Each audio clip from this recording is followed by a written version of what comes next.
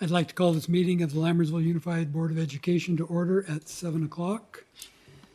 Just a reminder, please silence or turn off your cell phones at this time, as this meeting is being live streamed and recorded. And if I could call Principal Pacheco forward to lead us in the Pledge of Allegiance. Thank you. I'm going to have Abby from our Costa ASB lead us in the pledge. I pledge allegiance to the flag of the United States of America and to the republic for which it stands, one nation, under God, indivisible, with liberty and justice for all.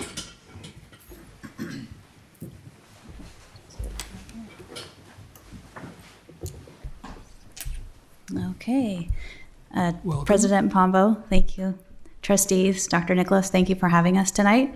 We're excited to talk about our implementation of PBIS, our Positive Behavioral Intervention and Supports program at Costa. We got to start from scratch since we just opened a few years ago, and we've come a long way with our program. So Abby's here to co-present because ASB has really taken on a huge role starting this year, and I'm very proud of the work they've done. So I wanted to kind of take you on a journey of where we started so that you can see everything that we've built. So we are using Costa Leopard's Rise as our PBIS culture and value system. So we wanted to have a shared vocabulary for all of our students and staff and parents to share, so that when we say Costa Leopard's Rise, everybody knows that we have respect, we are innovators, we show safety, and we practice empathy. So year one, we established a PBIS committee. So we had a committee of staff who came up with Costa Leopard's Rise Above. They looked at things like leopard sleep, leopard's roar, and ultimately decided that Costa Leopard's Rise Above. So we introduced that to our students and our staff. And we also had the lesson plans that were created by the committee that were then rolled out into the classrooms, and the teachers helped us present those to students. We had monthly Rise awards given out in the classrooms for Student of the Month. Last year, we continued with our committee, and we continued with the student recognition in the classroom, and we started bringing ASB along so that they could deliver those PBIS lessons in the classrooms and take on that leadership role. We reinforced our Rise pillars in our communication with parents. Again, those lessons in all of our student interactions, making sure students know what it looks like to rise in the hallway and what it looks like to rise in the classroom, what it looks like to rise when they're having their lunch in the NPR. And then we added our Costa Cash, our Rise tickets, and we had our Leopard store put into place so that students are getting recognized immediately for their positive behavior, and then they're able to collect those rewards and redeem them for something in our store. So we have, again, our Rise tickets and Costa Cash, and those are given by all staff members when they see students rise above. We have our Rise tickets in our grade level bins, and we do weekly drawings, and then they have Costa Cash that they can save up and spend at our Leopard store. In our year three, we've really had our ASB take ownership of our Rise program and kind of promoting our values and culture with our Rise assemblies. They put together skits for our students, and so they're able to demonstrate through the skits that are very fun. We were just talking about how funny the last one was that they put into place, where they were talking about safety dressed up in traffic cones. So that was great.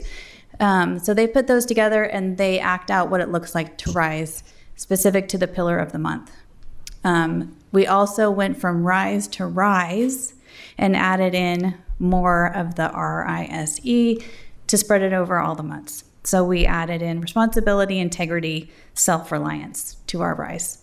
Again, we're continuing with our tickets, our Costa Cash, our Leopard store, and then when we have our Rise Student of the Month winners, they come to do pizza with the principal, or last time it was donuts with the principal, but we didn't want to do that every month. We were switching it up. And then they also are in a drawing for a token to our book machine. We got a book vending machine, and they get a token to purchase a book from that. So again, we've kind of transitioned to having our ASB be kind of the ambassadors of Rise, and they have taken over the assemblies and talked about the next value of the next month as we recognize Students of the Month, and then introduce the new character trait. So Abby's going to talk about the ASB involvement in our RISE assemblies. Hello everyone, my name is Abi and I'm in 8th grade and I'm currently a part of ASB. And today I'd like to give like a short speech about my experience with ASB and what it's been like behind the scenes of creating skits for Costa RISE assemblies. Since joining ASB, my peers and I have been actively creating skits to entertain and teach our audience about important life skills such as integrity and respect, and more in our RISE assemblies.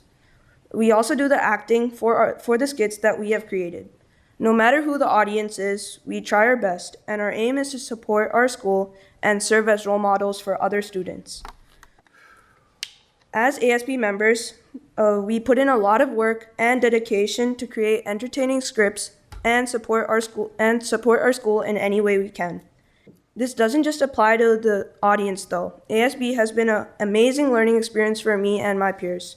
It has taught us many things that have helped me and my peers in day-to-day life. That's all, thank you. Okay. Are there any questions for Abby or myself? I just wanted to say real quick, I think that's really cool that you're putting that together, Abby. I remember as a student going to those same kinds of assemblies and really looking forward to them. I think it's cool that you're the one putting that on for other people now. So just really good job. Student Trustee Rudish, I agree with you. I wanted to say the same thing. What a great opportunity to, at the ground level of a new school, to have the students be part of the systems and processes that like help, build leadership and student involvement. So great job. I would like to mention that I was there. I remember being there at the very first RISE assembly. And was it responsibility? The long one, I'm not sure. Respect. Respect, okay. So I remember also talking to Principal Pacheco about the ASB and how the students, all the interested students could be part of it. And that was just amazing to hear. So I am looking forward to attending more of the RISE assemblies. Great job. And I also got to see the multicultural night pictures, and they were amazing. And good food, lots of multicultural dress. So great job. Thank you. Thank you for sharing about the RISE. Thank you. Thank you, Principal Pacheco and Avi.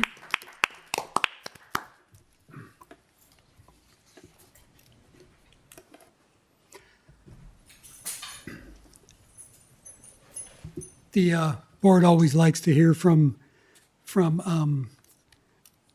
citizens about issues. So if you'd like to speak either during public comment or during a particular agenda item, please fill out a blue card in the back and bring it forward so that we know when to call on you. Roll call, please. Lisa Boulay, Here. Benita Daniel, Here. Samik Modi, Here. Stephanie Olson, Here. David Pombo, Here. and Donovan Rudish. Here. Approval and/or corrections to the agenda. There are none. Move to approve the agenda. Second. A motion by Trustee Olson and seconded by Trustee Boulay. Student preferential vote. Aye. All in favor? Aye. Opposed? Motion carries with 5 ayes, no nays. Committee reports. District Advisory Committee, Trustee Modi. Nothing to report. Thank you. District English Language Advisory Committee, Trustee Olson. Nothing to report. Thank you. The Education Committee is mine, and we have nothing to report on the Education Committee at this time. Facilities Committee, Trustee Olson. Yes, the next Facilities Committee meeting is tomorrow evening at 6:30 p.m. here in the boardroom. And for the public's information, the agenda is posted online on the Lammersville website. Thank you. Policy Committee, Trustee Daniel. Nothing to report. Thank you. Safety Committee is mine. Safety Committee met on January 28th, and we discussed SB 848 and mandated reporters. We also discussed the Safe Schools site safety plans. And Wellness Committee, Trustee Boulay. The next Wellness Committee is next Wednesday, February 18th at 3:45 at the Professional Development Center. Thank you. Moving on to Governing Board reports. Student Trustee Rudish. Good evening, President Pombo, Lammersville trustees, and Dr. Nicholas. Starting with leadership at ASB, this was a really big week. Just this Tuesday, we held our Winter Olympics rally, which pitted each of our grades against one another. And out of all of the games I've ever seen in my 3 years of leadership, every rally that we've ever done, I have never seen as much activity as when we do the big bubble balls where you like bash against each other with the inflatables. So it was a really good time, had a lot of fun. I think it was one of our most successful rallies of the year so far. So I'm happy to say I think it was a success. And just earlier today, our leadership team was actually out at the Tri-Valley Leadership Conference, TVLC, out in Monte Vista, which is always really insightful. Being there exposes you to a lot of new events and activities that are normalized elsewhere, but not necessarily at our campus. So from here, I think we take lots of inspiration from what other schools do, just kind of build on how to keep our campus culture alive. A highlight rally activity that they did at TVLC was the wig stealing challenge, where teams tried to take wigs off of each other, and the last person left was the winner of the game. So I think we're going to try to bring that into our next rally, just a fun activity to keep going. Finally, we'll get to end off this awesome weekend with our winter dance this Saturday, themed masquerade, and of course, boasting Dubai chocolate. Junior officers will also be hosting the annual car show later down the line, April 18th. More information is coming, but it's always fun to see vintage and muscle cars mixed with good fun and good food and a fun time. Lots of cool Mountain House High School club updates. Some of our Mountain House High School clubs have been quite active, starting off with our Filipino Youth Association Club. They have been incredibly hard at work fundraising and collecting canned goods for those in need. Starting next week, their project covers collecting donations to send to an underprivileged orphanage in the Philippines. They were able to send 400 plus canned foods in their previous project and even got to see some of them collect the food online. So just really, really cool. I think it's incredibly honorable what they're doing, and the club is setting out to create more projects in the future. So I'll be sure to report on how their next drive goes. If anyone is interested in donating, you can find boxes at the high school for their club. I think they're taking pretty much any type of major donation, so coloring books, art supplies, stuffed animals, puzzles. So pretty much anything that you'd be willing to donate, they would take at the high school. And if you have any questions, you can email their president, Tony Joaquin, quick email 107-5630. Our Circuitry Club will be touring the Chatbot Space and Science Center out in Oakland and moving from there to the Berkeley Labs, which is really cool. The founder of the club actually attends now, so I think they have a bit of an in. They also recently finished their annual Star Wars marathon and bought RFID sensors, touchscreen display models, and lithium batteries for new projects to make in their meetings. The opportunities and capabilities that these club members possess is genuinely so creative. I don't understand a lot of it, but it sounds so cool. And I'll make sure to report back on how their future meetings go. One of the final ones from the speech and debate team, never forget to talk about them. They recently competed at an invitational called Columbia, which hosted people from all across the country. Out of nearly 150 teams, they semifinaled and earned a gold bid, which qualified them for the TOC, or Tournament of Champions, or International Tournament. So just always awesome seeing what they're up to. Band is also doing their birthday grams this month, so if you'd like to embarrass anyone, they'll do it with a smile on their face for, I think, $10. One of our junior Mustangs, Chayton Kachana, also proudly placed second place at the Mountain House High School Robotics Tournament in Palo Alto, so just really cool shout out to him. Quick sporting updates. Our awesome track team begins conditioning this Friday. Boys in soccer and boys basketball is going to SJS playoffs, and a multitude of senior nights for our current sports are coming up. Some final updates from our middle schools that aren't presenting here today. Wickland held an assembly to recognize students who exemplified the character traits of perseverance and kindness. And ASB is working on their friendship grams, creating posters for our Kindness Week, which they let me print out and show with you guys, and their upcoming movie night next Wednesday, I think the Goofy movie. This concludes my report. Thank you. Thank you, Student Trustee Rudish. Trustee Modi. Thank you. Student Trustee Reddish, I have a question. Do you have to be a student to embarrass someone at the high school, or is that open to? I believe it is open to anybody. Yeah. Is that open to anyone? All right. So parents could embarrass their kids if they wanted Yes. to. Okay. And board members could embarrass staff if they wanted to. A few things I wanted to just cover. January 26th, was the Masters in Governance course, part one. I think a little bit out of order. So I had done part two, I think, previously in the fall. So now that course was offered. Wanted to thank Noelle. I've made some changes to some upcoming classes, so she was great in helping me work through some of those schedule changes. January 28th, joined a webinar on special ed legal updates.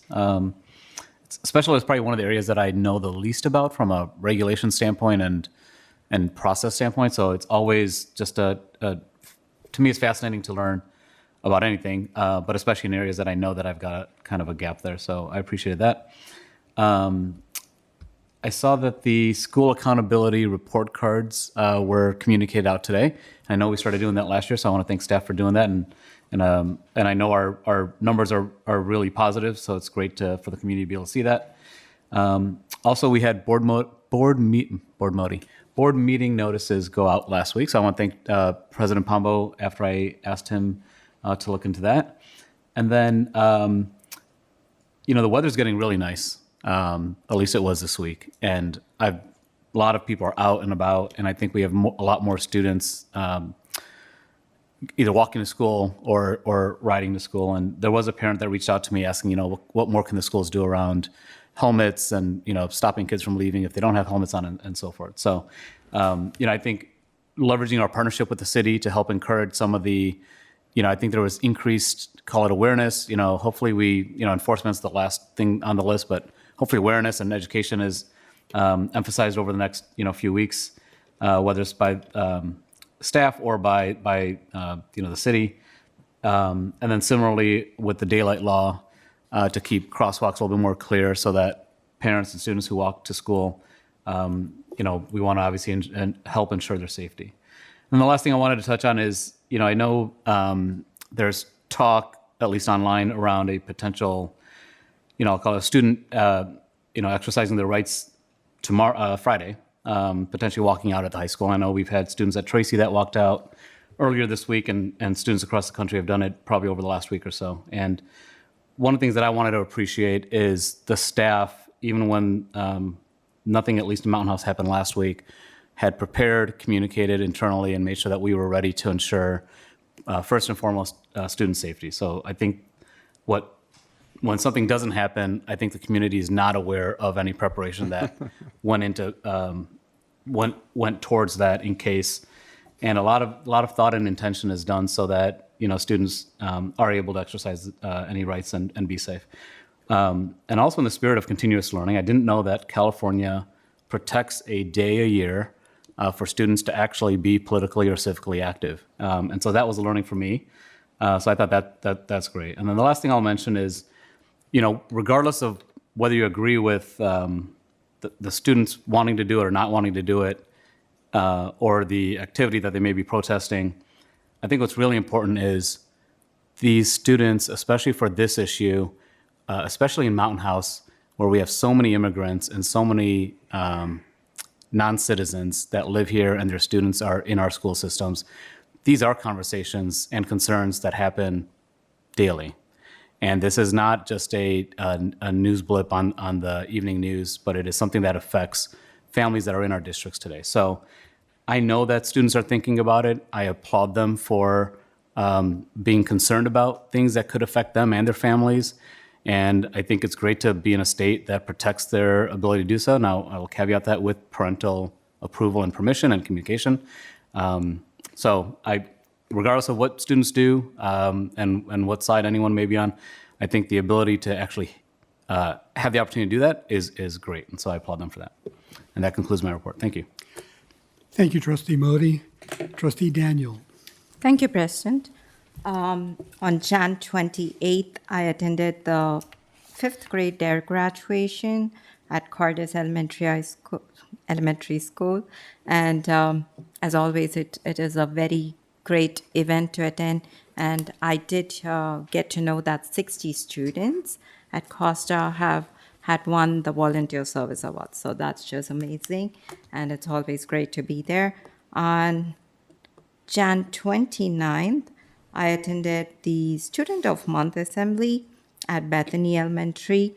And I just want to congratulate all the students. There were teacher awards, and the ASB students did a wonderful job conducting the assembly. I also attended the character assembly today at Wickland, which was from 4th to 6th graders, and both the schools celebrated, as student trustee mentioned, the kindness and perseverance and the power of never giving up. So the vibes at the school were so positive, and it was just wonderful to be there, and I appreciate all the parents who were there to cheer their children there. And with that, that ends my report. Thank you. Thank you, Trustee Daniel. Trustee Boulay. Thank you. On January 22nd, I attended the Cuesta DARE graduation, and on the 28th, I attended the Cordis DARE graduation. And I want to thank not just Officer Abs, but also our 5th grade teachers, principals, and vice principals at our K through 8 schools for really being committed to this program, because I know that it is a lot of work, and also to the parents for supporting their students during this program. On the 27th of January, I attended the girls and boys basketball teams at Cordis. No, sorry, it was at Altamont, but it was versus Cuesta. And it was a nice day because the girls won their game. Sorry, Cuesta girls won their game. Altamont boys won their game. So each of the schools won a game. So anyway, congratulations and there were some amazing, amazing players. I was impressed for middle school basketball, and I'm excited to see some of those students play at the high school. And that's the end of my report. Thank you. Thank you, Trustee Boulay. Trustee Olson. Thank you, President Pombo. On January 28th, I attended the Safety Committee meeting, and I just want to say that I really appreciate all the work that school staff does to create compliant, not only legally compliant safety plans, but thoughtful and carefully considered safety plans to make sure that our kids come to school in a physically safe and also mentally safe environment. And on that same day, I attended the Cordis DARE graduation with several of my the trustees here. And then again on January 29th, I attended the Bethany DARE graduation. And similar to what Trustee Boulay said, it was just really great to see all of the 5th grade students there. Their energy is such a wonderful, sweet vibe.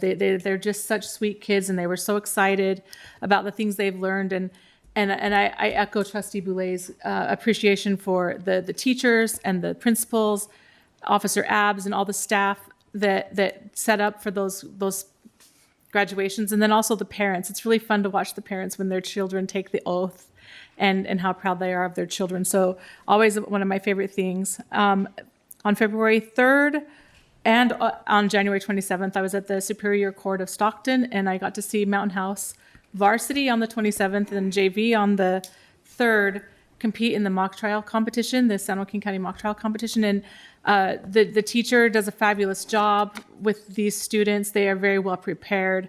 And as an attorney myself, I get excited to see the future of law, the possibilities of some of these students if they continue to pursue that, because they were amazing. And there's a few more rounds to go before we know who makes the finals, but I wish Mountain House luck and hope they do well, because they've definitely put in the work. And that concludes my report. Thank you, Trustee Olson. On January 22nd, I attended the Cuesta DARE graduation with several of my fellow board members, and as I will concur with their enjoyment of the DARE graduations and the excitement that the kids display. On January 26th, I attended CSBA Capital Advisors Budget Workshop, and I have handouts for the rest of the board, which I forgot outside, but I will try to remember to bring them after the meeting and give them to you guys. On the 27th of January, I attended the Lammersville Elementary Site Council meeting, where we went over the LCAP. On January 28th, I attended the Safety Committee along with Trustee Olson, and also In the evening, I attended the Cordis Dare graduation. And once again, it was really fun seeing how excited the kids get and how much the parents and families support them. And on the 29th, I attended the Bethany Dare graduation. And once again, it was an enjoyable evening seeing the excitement of the students and how much the parents support them. And that concludes my report. Moving on to item 7, receiving of public comments. The entire board appreciates hearing from members of the community and public at large. The board shall give members of the public, an opportunity to address the board either before or during board's consideration of each agenda item. At a time so designated on the agenda, members of the public may also bring before the board matters that are not listed on the agenda of a regular meeting. The board may refer such a matter to the superintendent or designee or take it under advisement, but shall not take action at that time. The board may place the matter on the agenda of a subsequent meeting for discussion or action. Individual speakers shall be allowed 3 minutes to address the board on each agenda or non-agenda item. The board shall limit total time for public input on each item to 20 minutes. And I have one speaker card. Jadiev? I'm sure I botched your name. I apologize. Thank you.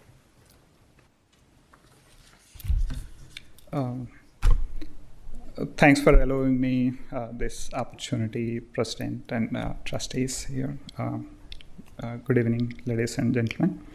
My name is Jaydev. I live in Cardis, and I volunteer for a nonprofit called Silkanandra Manabadi. This actually teaches Telugu language for elementary and high school students. The curriculum is compatible with the regular high school and elementary courses, and the grades that are given by Manabadi actually make their way into the high school transcripts, and also this program is recognized for the biliteracy program. So given that background, we're currently actually using permits to classroom use of Mountain House High School. So, and also we actually requested and were allowed to use elementary school MPR for conducting what we call a children's festival. So where kids perform in the language and reinforcing the learnings. So we have a few issues that I would like to highlight. Currently, the facility assignments are done on a per semester basis. And there is a tiered approach to this. The tier 1 gets to actually, pick classes from the first week the school opens. But the tier 2, which we are currently assigned, will lose the first week's opportunity. So each semester we lose about 10 hours of instruction that way.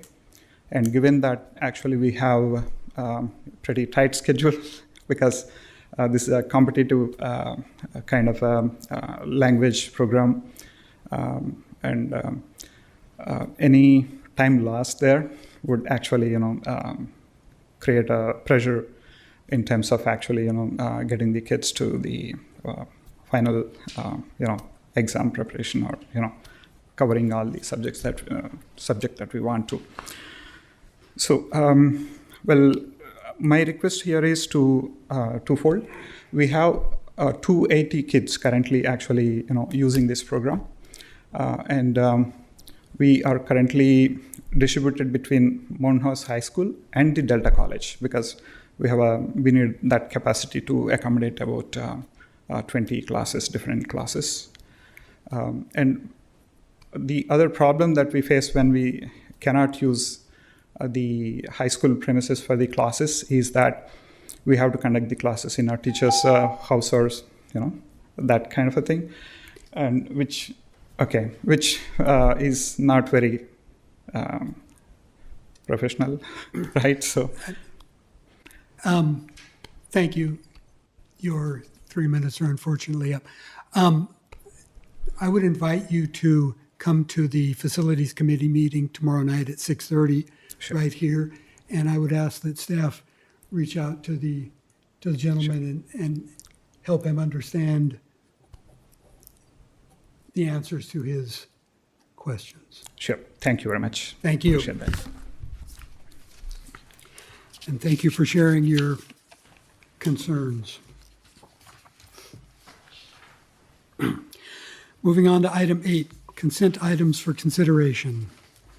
Actions proposed for consent are consistent with the approved practices of the district and are deemed routine in nature. Trustees receive board agenda background information in advance of scheduled meetings and are prepared to vote with knowledge on the consent items. Item A, Governing Board meeting minutes from the regular meeting of January 21st, 2026 at 7 p.m. Item B, contracts under $50,000.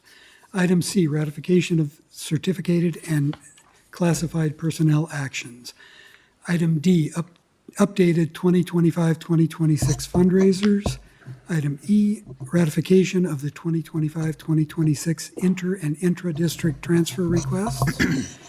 Item F, ratification of the 2026-2027 inter-district transfer requests.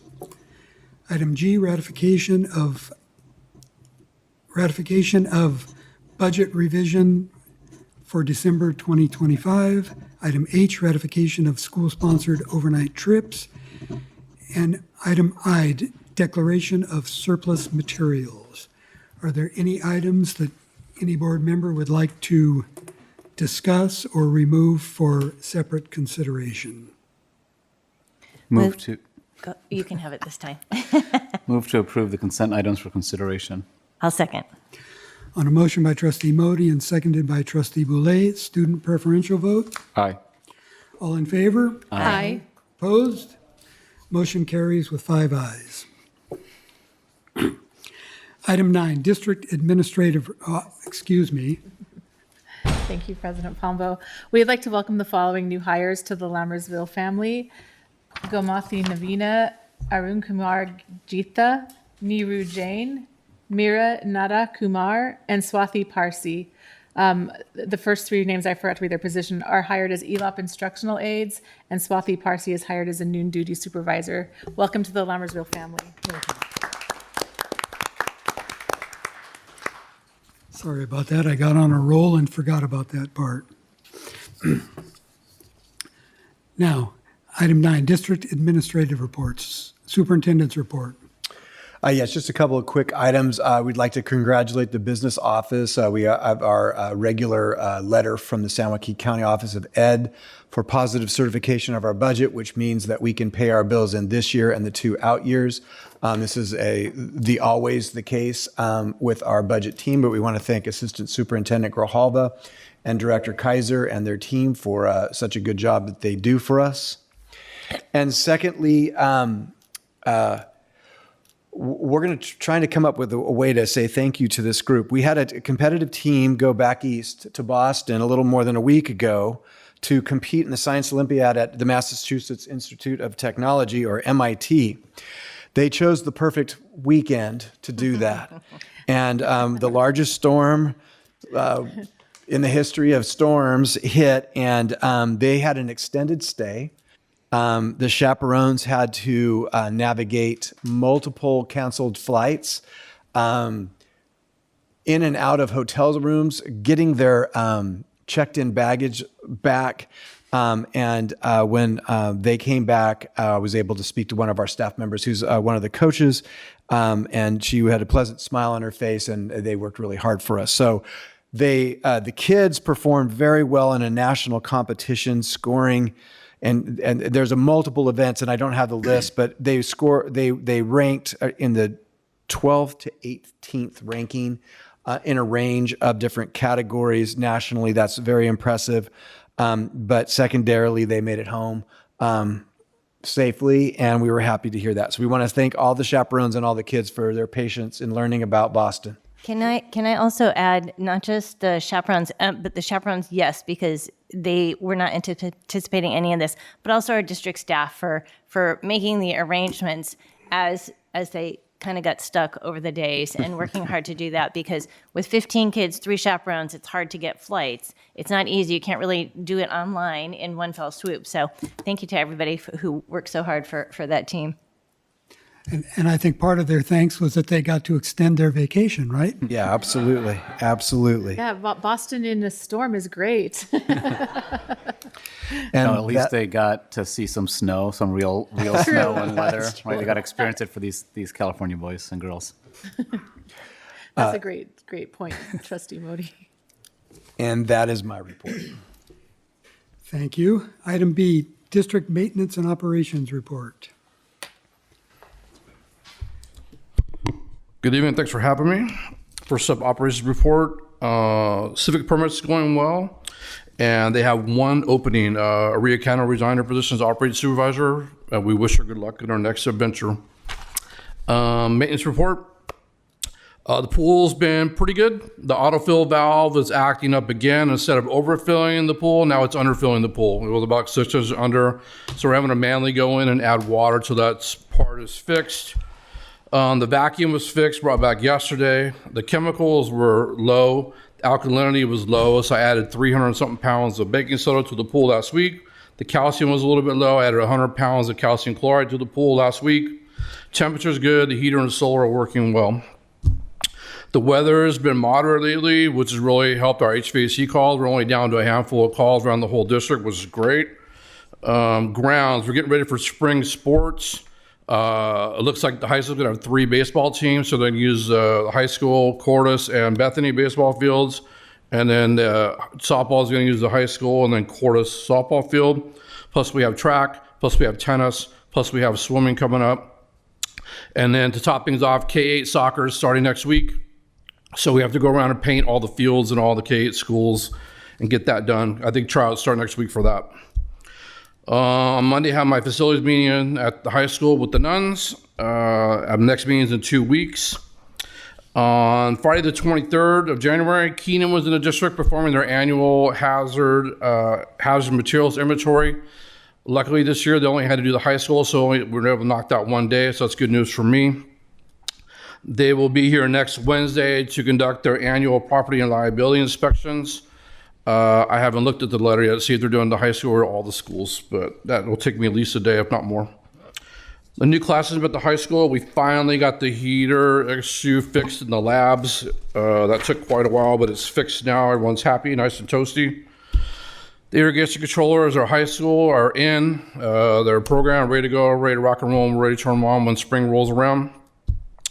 Palmville Elementary, we had our online construction meeting today. The weather's been really helpful with construction, as you can guess. The roofing is getting done on the first class roofing is done today. They're starting to roof the admin building today. When they're done with that, we'll slide over to the multi.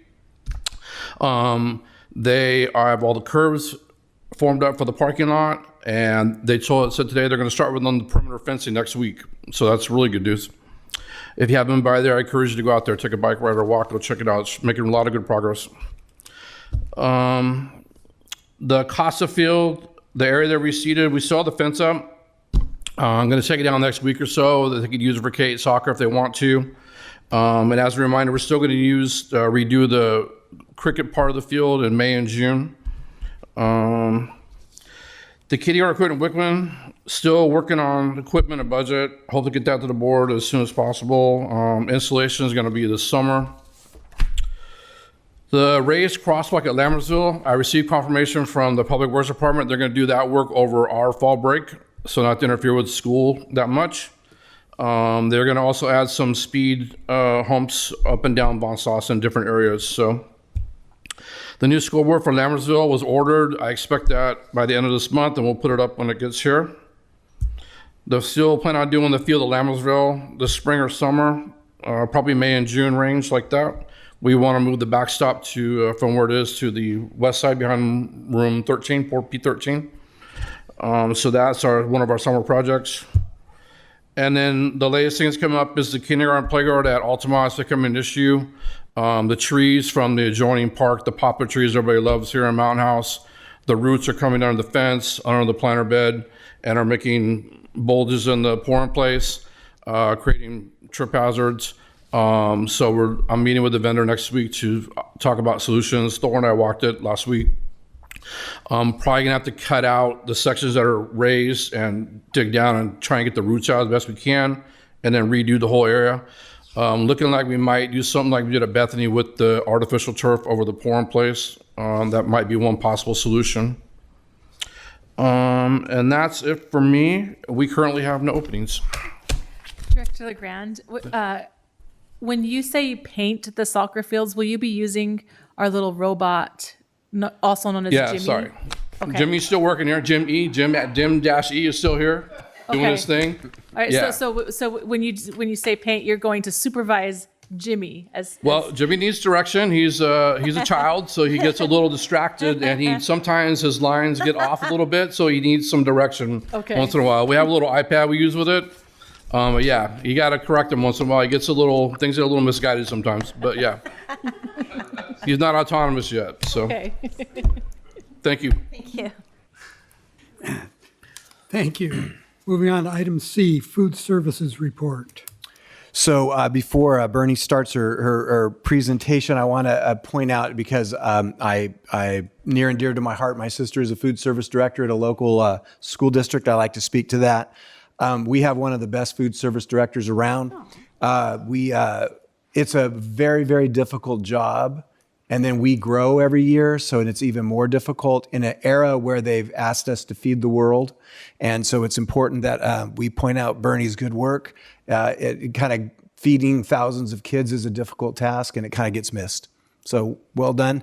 And then she did a poster contest. Yeah, thanks. I'm actually not here to talk about food service much at all. In October, the Food Service Department celebrated National School Lunch Week. As part of that celebration, we held a poster contest at all the K-8 schools. The students were asked to create a poster of their favorite lunch, and it had to include a fruit or vegetable. Prizes were awarded to one student in K4 and one student in 5-8 for each school. You'll see some of the schools had more than 2 winners because we just couldn't pick just one. We then took the original artwork and we had them blown up poster size. They're pretty decent size. One thing that we were surprised at was that the kids really noticed the color of their lunch trays. We try to have the trays be the color of their schools. Cordis, blue. They all picked blue. And they depicted it in their art. LUSD has some very talented artists, and I just wanted you to be able to see it.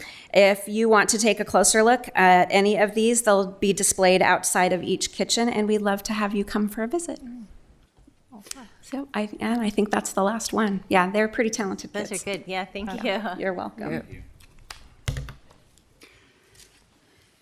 Thank you. That's great. Moving on to item 10, action items. Item D, enrollment. Item D, the enrollment report. One of the most exciting subjects ever analyzed by school districts is the enrollment projections and reports. So we want to thank Assistant Superintendent Busatil for coming prepared to speak to the numbers. Before she starts, we're kind of in an interesting era. We're surrounded by growth and buildings and projects. So what she's going to give you is reality on the ground today, and I'm going to kind of give you where it looks like things are going really quickly. North of Byron Highway, there are currently, and these are issued permits, that means the houses are built and lived in, built and for sale, being built, and that is 358 permits in the Pombo neighborhood of a total of 956 eligible permits. So that's just going to pick up as soon as they start moving product. In K, there's about 150 units. There's 70 current permits. In neighborhood I, if you sneak well, never mind. If you find a path, you can see that there are 3 homes models that have been built in neighborhood I, and I had access to a bird's eye view that the entire street structure is paved, and so that is queued up. And in neighborhood H, which is a small project over by the bridge, that's 130 units. And they are finishing up roads and infrastructure, but they already have 27 permits. So in total, just for north of Byron Highway, of the 4,041 planned housing units, 461 of the permits have already been released, and that's only going to pick up steam. In the south part of town, there is College Park, and we currently have, after a long negotiation, an agreement with Pulte, who are currently building and selling 286 units. We just finished an agreement a couple of months ago with Shea, formerly Ravani, of 266 units. That's just south of those houses, the ranch houses to the south of the Costa. And we just approved last meeting the same agreement for the old school site in B of 115 units. So that's 667 units that are either being built or being queued up to be built in early part and spring and summer of 2026. And then lastly, A7, which is if you're going south on Central, right past the drainage area, which is also a park, and you take the first right, that takes you to A7, which is 143 units currently being built. So in total, 810 units. I was also contacted by the city that B9 and B10 and what was formerly called the Groupie Apartments, which is now a bunch of duplex, triplex, and homes. Those developers/builders are in the process of moving forward with their projects, which will certainly be a time lapse before we see any construction. So I say all that because with the exception of one small section of College Park A8, we either have an agreement, and so the developer sold to builders, or houses being built, or houses sold and lived in across the district.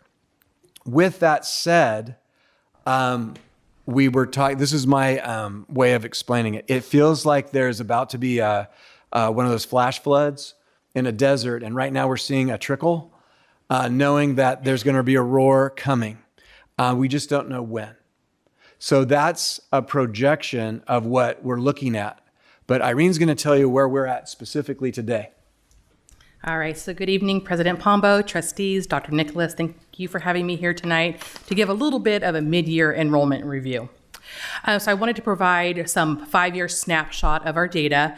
We see in the 21-22 school year, we had a big jump in the in-year growth. And that a lot of that was due to the return to normal in-person instruction and families feeling comfortable after the COVID pandemic to have students come back without interruption to school. So we saw a lot of that throughout the school year. And then you can see where we're at currently for 23 all the way to the 25-26 school year. Our growth is relatively flat. And so we don't have that same amount of growth within the school year. Now, granted, the 26 number for the 25-26, that's just as of right now. We'll continue to gain students and or lose students as enrollments come in or students disenroll. So right now, as I said, we do have a general flattening. And as Dr. Nicholas shared, we're ready for a tsunami. We have plans if that does come. Right now, Student Services is receiving a lot of phone calls from families that have purchased homes. And so they're asking questions, they're inquiring. They don't have all the different elements, are not quite ready to finalize student enrollment, but they are preparing for next school year or potentially the end of the school year. I think a lot of it also depends on parents' work and transfers. That's also part of the factors that they're navigating at home. We do have new enrollments that are also offset a bit by our short-term independent study program. So we do have some students during this time of the year. It typically starts November and it goes through mid-ish February, where we might see students not returning from short-term independent study until a bit after they were anticipated to have returned. And so those students are starting to come back and they're re-enrolling, but it does also impact our student enrollment at this point in the school year. So right now we do all of our staffing based off of the students that we have present. And so that's how we make sure that we're fiscally sound, so that we can support all of our programs year in and year out and do all of those extracurriculars or co-curricular activities. So right now, our enrollment window for 26-27 did open up on Monday. So you can see we had 183 students the first day, 14 additional students. As you can imagine, a lot of those students are TK or kinder age students. And so right now we have a bucket, if you will. So we have our senior class graduating. We have just over 600 students that will be leaving our school as graduated seniors. And so right now the TK kinder enrollment helps us to refill that bucket back up. And actually, as of today, the number is at 206. And that is just a hair behind where we were at this point last year. This point last year, we had 224 enrollments at the end of day 3 compared to this year at 206. So we're right, not too far off. We see all of the construction happening. We know all the permits are being pulled, but as of now, the students have not quite shown up into our classrooms. We are already preparing for next school year. I would say that a lot of that preparation begins in November and December.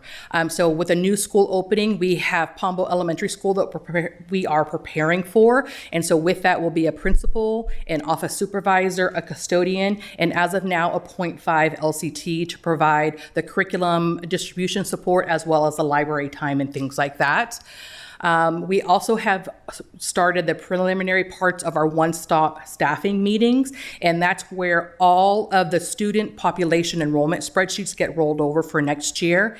And so that includes putting students that are overflowed to other school sites, they're not at their school of residence, of what does it look like if all of the students return to their school of residence that are on overflow. And so we have that, and that factors into where do we place staff.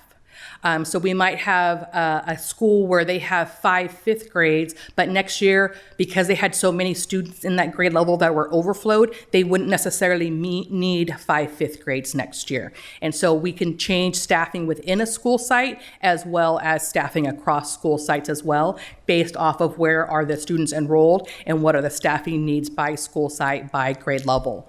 Those staffing meetings are very comprehensive. The initial ones start with just district office staff leads across the departments. And then as we continue to get closer to the start of the school year, and when I say that, I mean February and March, then we start incorporating the principals into those conversations as well, so they can anticipate what the classroom numbers look like by grade level for their campus. And again, we continue to hire based off of student enrollment. I know some that aren't in education would want to just have surplus classrooms or tiny, tiny class sizes, but that wouldn't be fiscally responsible for us to be able to do that. We wouldn't be able to offer all of the programs if we had a surplus of certificated and or classified staff and we didn't have the students occupying those seats. And so that's where we're continuing at, and that's where we're at for this school year so far. Any questions? And if I could just value add, if you're going to miss when you do staffing based on enrollment projections, you want to miss with too few teachers, not too many. If you hire a teacher, you own them till June 30th of the next year. So if you missed by 5 classroom teachers, you're talking about $125,000 per teacher approximately. For a big miss. So these folks do an amazing job of projecting conservatively. And by doing it conservatively, if we do have a scramble, it's because we're adding, not going, what are we going to do? We bought these teachers and we don't have any place to put them. So the one-stop staffing has been around for about 8 years now. And it is a process that's paid very good dividends for our budget. Dr. Nicholas, thank you for sharing that, and thank you for that report. I don't have any questions, but I just had a comment. Hearing you describe the staffing and not having a crystal ball, not knowing exactly like when you said like that it's just going to break and flood us with students. I really appreciate the work you do go into, and that includes the business office and human resources to help us keep getting those positive certifications with our finances by planning very carefully. And so I think it would be, who've anybody to say that we're not doing enough to like make sure that, someone doesn't have an overcrowded class of 2 extra students, to look at the news and look at other districts who are getting qualified and negative certifications. It's happening a lot more this year than I've noticed in past years. So that we have a positive certification, I think is just something to really celebrate, and I appreciate the work that you go into in areas like this to make sure that continues. And so thank you. And I do want to say that I was happy to hear that people that are moving to Mountain House are already reaching out to the district to make sure that they have what they need in order to get their students enrolled. Because I've said this before, you've said it in presentations before, the sooner we get solid numbers with all those enrollments and all the documentation they need, the better we can predict the staffing and the less overflow we will have for different schools. So I was happy to hear that, and I hope that trend continues. Thank you. So Irene, you know that I have huge respect for you and your team with regards to enrollment. I do have a clarifying question. So when you talked about the one-stop staffing, you mentioned that the first goal is to have all our students who have been in the overflow schools back to their home schools. And that's just amazing. I'm sure parents would really appreciate that. So my question here is, and I think I'm mostly asking about the timeline, because and based off on the homeschool, you're planning the teachers, right? The number of staff. So I remember in previous presentations, you had mentioned that sometimes when you reach out to students who have been in the overflow schools and you request them if they want to come back, they may choose to stay in the overflow schools. So when are we planning to collect that data?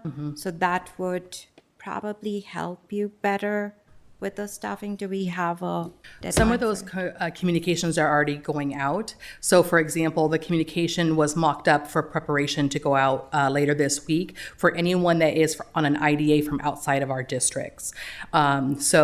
And that includes, hey, you need to go ahead and do this transfer agreement, it's an annual process, so on and so forth. In addition to that, there's also the students not returning survey. That is for anyone that might be anticipating a move over the summer. And then the other part is the families, when we reach out to them to offer them a place at their school of residence, if they say we don't want to do it for this school year, but we would like to do it for next school year, that is already put in to the enrollment spreadsheet for the next school year. So that's already rolled into the planning.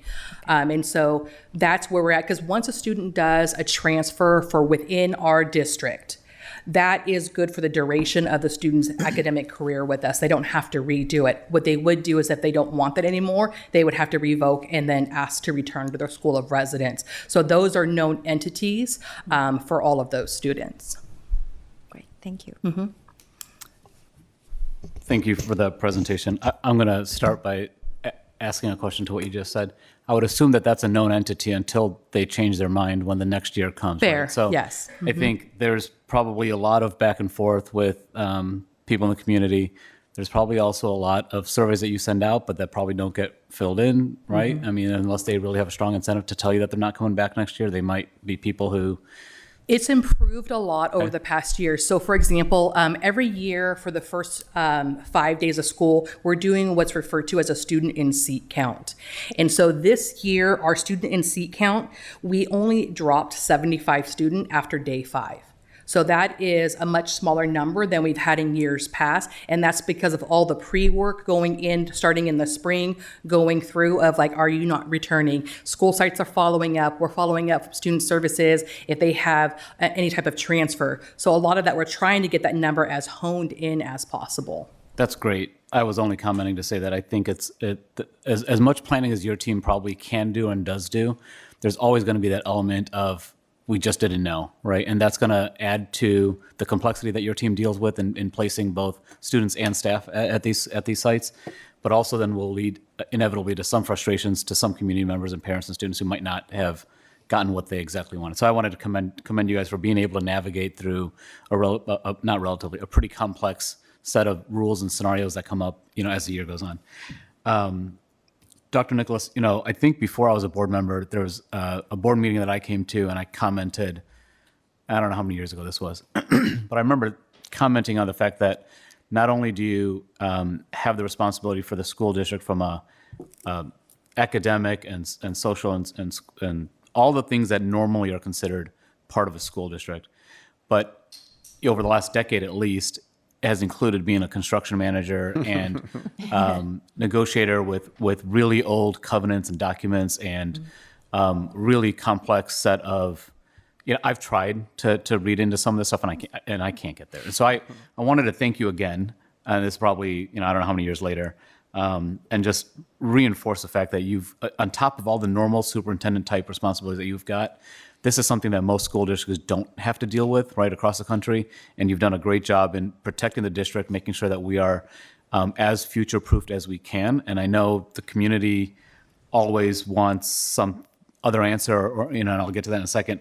But I just want to commend you, and I know it's not just yourself. I know it's a team, so I want to make sure that that's noted.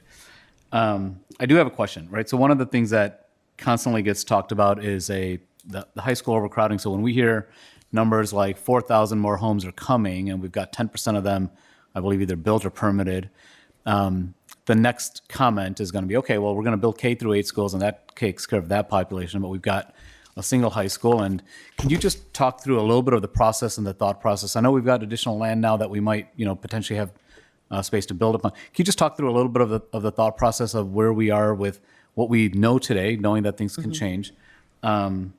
And then I've got a couple other questions, but maybe just give you a I liked your use of the word covenant. So the covenant that was supposed to be sacrosanct is the Mountain House Master Plan.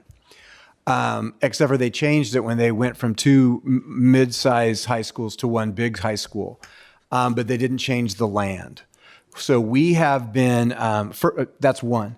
2, the high school was paid for not by Mello-Roos bond sales or taxes paid for by the homeowners. It was paid for with developer fees that are being paid back at an interest rate. And some mitigation fees collected by Tracy Unified, who are housing our high school students, and state funds. So the high school's first phase was built with $93 million. It was the school board and a small number of district staff who walked and knocked doors and sold the GO bond that the community, in its great generosity, approved a $56 million 2016 Measure L bond that built the rest of the high school. So you take a sacrosanct thing, the Mountain House Master Plan, with a change that was a twist on the school district, a GO bond, and then these projects, that's kind of leads us to where we're at today. We negotiated 19 additional acres, which the district is final. It's in escrow, 2 blocks south of the high school campus. We are final DSA approvals for a 6-acre field project with the field house being approved right now at the 19 acres. Those are the 2 spaces. It's about 65 acres in total.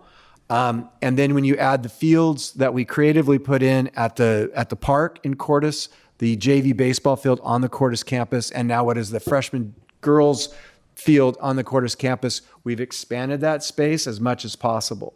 So to space and student enrollment, there are 3.5 schools to go.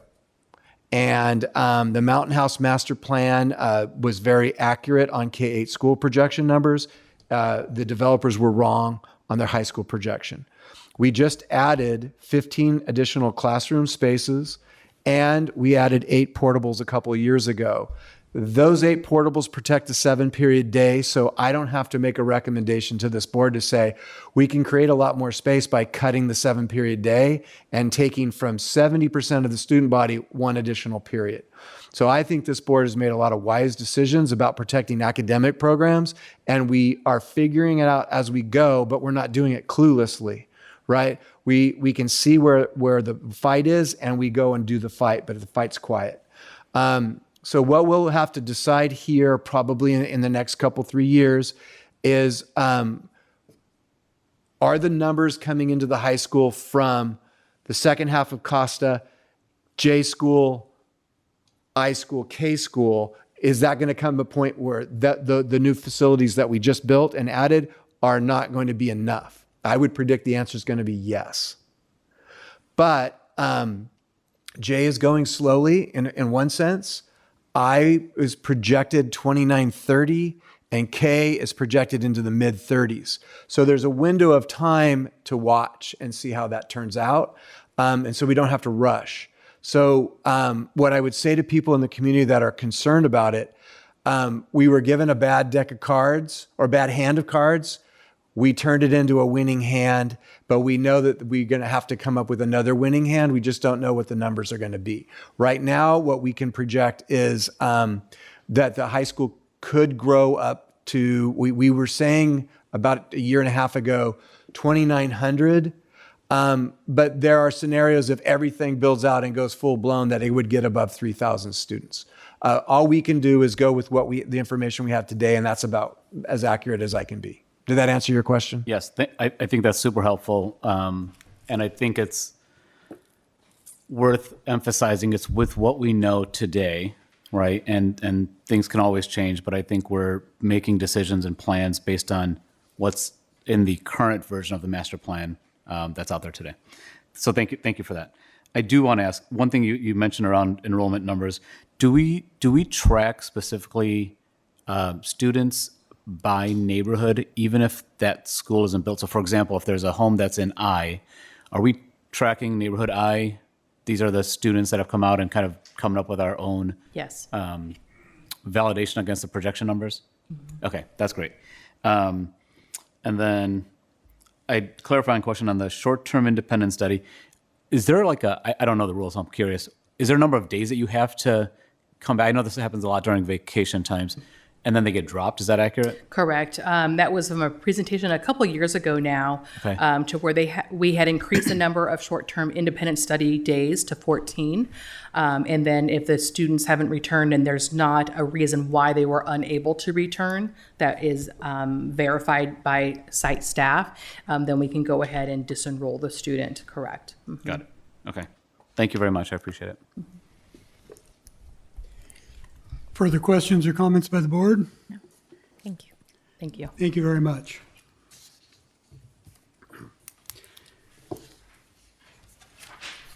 Now we can move on to item 10, action items. Item A, consider approval of Governing Board Resolution 252610, calling on the State of California to develop a coherent, state-focused plan for supporting local schools in closing achievement gaps. Staff report? Yes. So I made a comment a couple minutes ago about we're doing this, but we're not doing it cluelessly.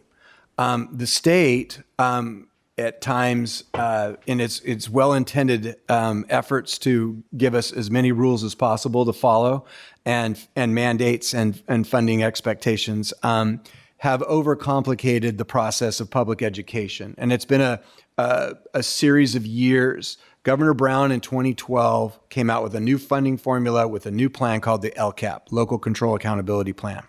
It was supposed to be about local control, and we had three focus areas of low-income students, English learners, and foster youth, and that was the impetus of the focus, and we were to take the money in the new funding formula and make good decisions locally.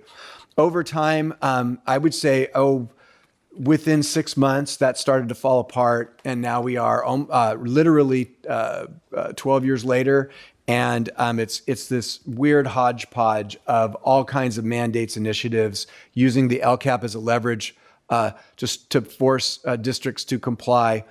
So I know that there's been an effort made by the California School Boards Association to send a message that it's time to end the madness and simplify and focus again. And this resolution addresses the what has become an overcomplicated, unbridled set of non-specific, vision-based direction from Sacramento. If I understood you correctly, sometimes the state proceeds without clarity without understanding. There's a great play. I think there's a song called "On a Clear Day You Can See Forever." It's foggy over there in Sacramento.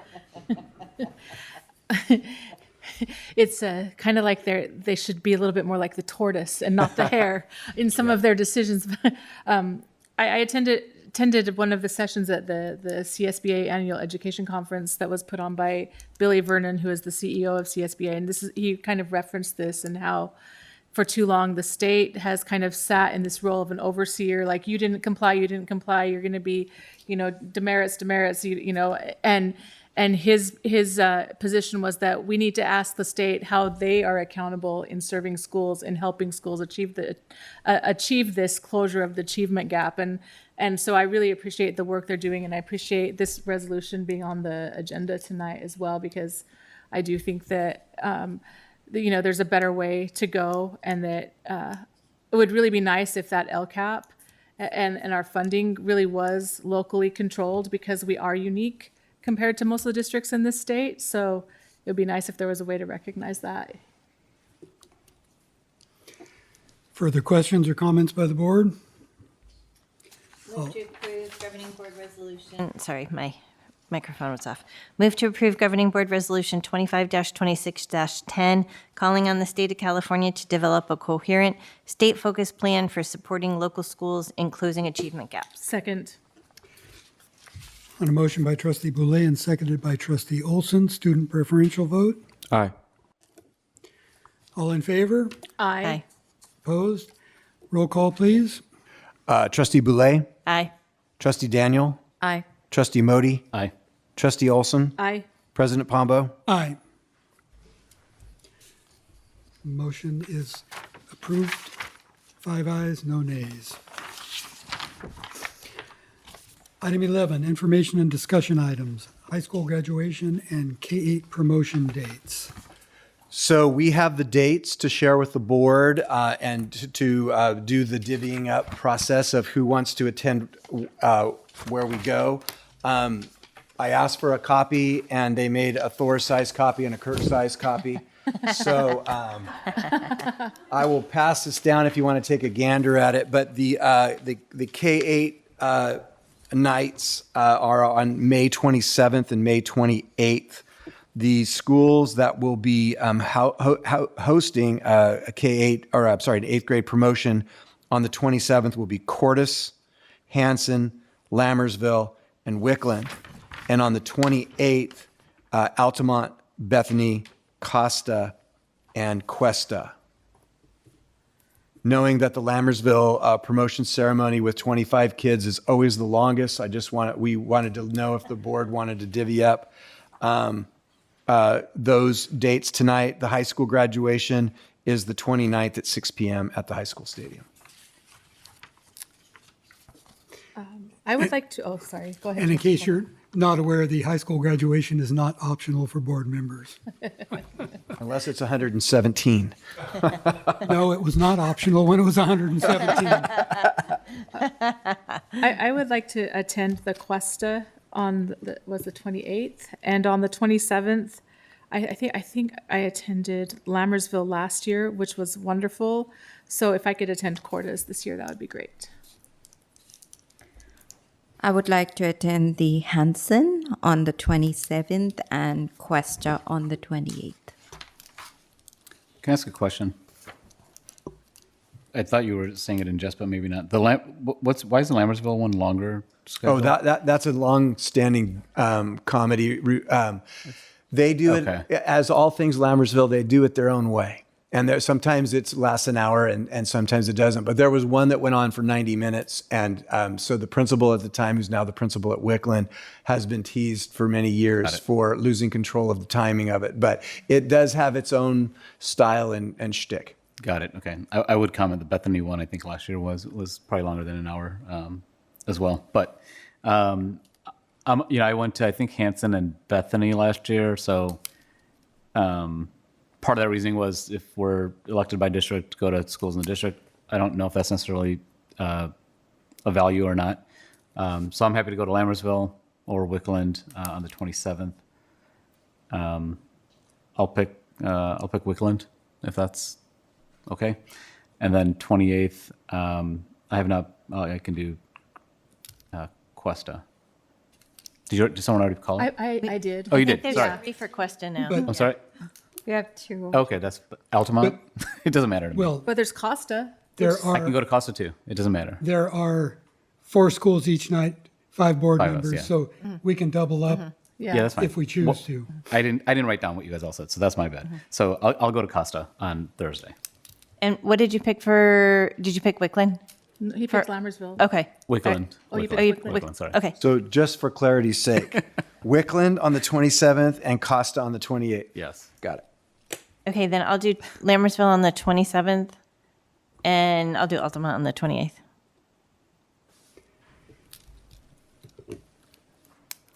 I will do Lammersville, since I have not done that one in many years, on the 27th. And do we have them all covered on the 28th? No, Bethany doesn't have anyone. Then I can do Bethany. Okay. That was easy. Okay. And I've got it. So I will just review Altamont Boulay, Bethany Pombo, Cordis Olson, Costa Modi, Hanson Daniel, Lammersville Boulay Pombo, Mountain House High School, everybody, Cuesta, Olson Daniel, Wickland, Modi. That works. Okay.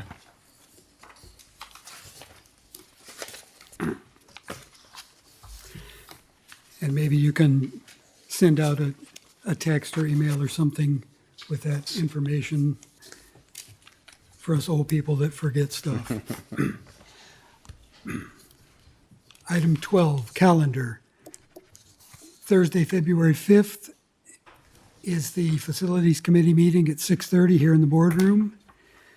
Friday, February 6th is the District Honors Music Concert at 6 p.m. at Mountain House High School Theater. Wednesday, February 18th is the Wellness Committee meeting at 3:45 in the Professional Development Center. Wednesday, February 18th is at 7 p.m. is the next governing board meeting here in the boardroom. In a moment, we will adjourn to closed session where we will discuss public employee discipline dismissal release complaint, Government Code 54957, conference with real property negotiators, Government Code 54956.8, property Mountain House High School, property Mountain House, California 95391, APNs 209-08026, 209-06065, 209-06062. I don't think I need to read all of these, but the rest of the APNs there. Agency negotiator, Superintendent Nicholas. Negotiating parties, Mountain House Developers, Camilos, Trimark, Shea Homes under negotiation, price, terms of payment, or both.